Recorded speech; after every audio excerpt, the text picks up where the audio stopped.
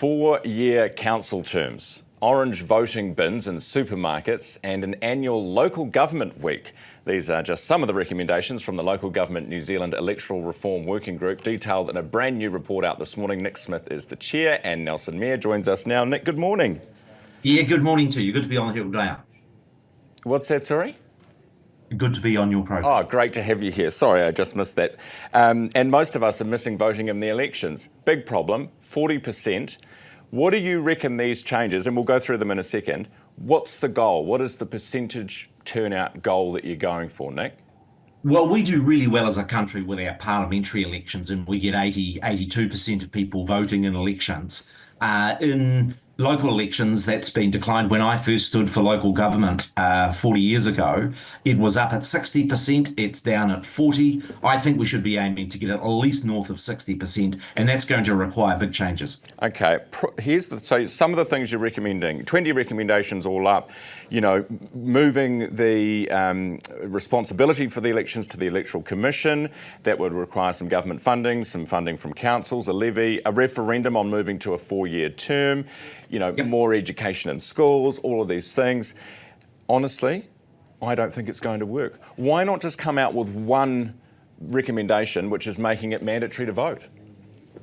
Well, that's the Aussie approach, and they have a unique culture, having been established as a country of convicts, that I don't think that's a starter for New Zealand.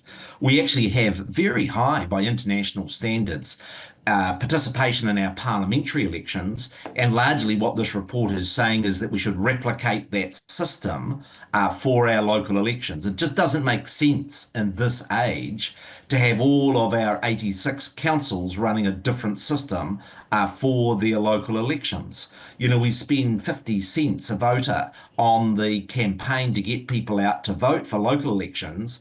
The Electoral Commission spends 9 times that for parliamentary elections. You get what you vote for.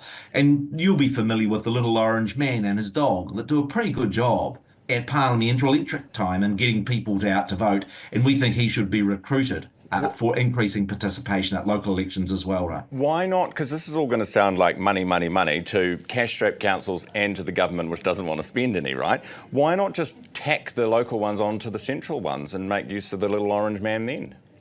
Well, I think there's 2 problems with that. And the first thing, actually, there will be a significant efficiency gain as a consequence of the Electoral Commission. They've got offices all over the country. They only do an election once every 3 years. Why not use efficiently that whole resource to run the local elections as well? The reason I think it would be a big mistake to run local elections at the same time as your national elections is your local issues will be completely lost.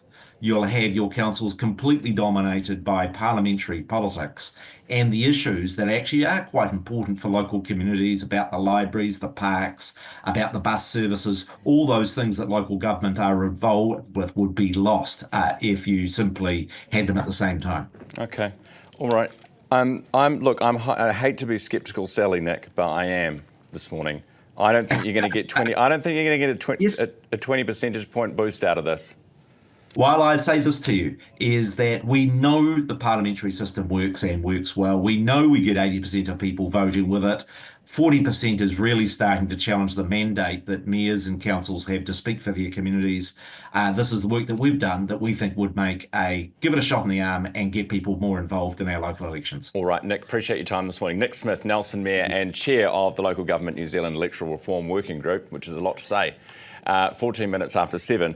So one of the ideas from this, just to give you a flavour, is to have a local government week where local councils show off the work that they do in their communities for a whole week every year. Is that going to get you voting, or is that going to drive you further from a polling booth?